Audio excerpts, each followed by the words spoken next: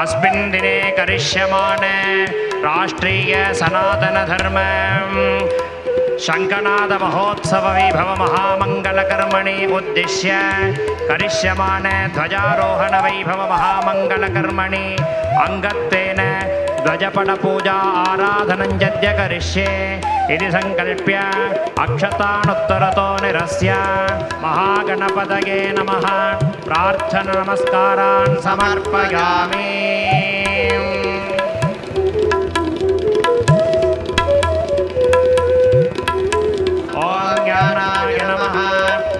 वैराग्याय नमः पादारविन्दयोः पाद्यं समर्पयामि मुखारविन्दे आचमनीयं समर्पयामि अर्घ्यं समर्पयामि ॐ स्नानं समर्पयामि नक्षत्रानिरूपम् अश्विनौ व्यात्रम् इष्टं मनिषाणा अमुं मनिषाणा सर्वं मनिषाणा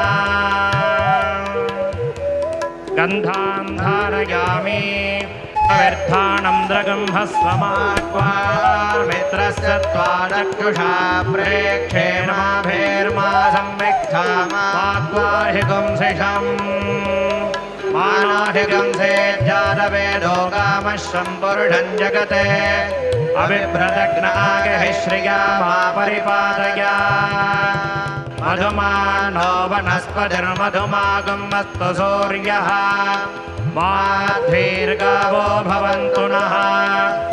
33 कोटि देवता स्वरूपिणी कामधेनवे नमः। कल्पतरुदेवताभ्यो नमः। ध्वजपटदेवताभ्यो नमः। प्रार्थना नमस्कारान् समर्पयामि। ओम ध्वजपटदेवताभ्यो नमः। प्रार्थना नमस्कारान् समर्पयामि।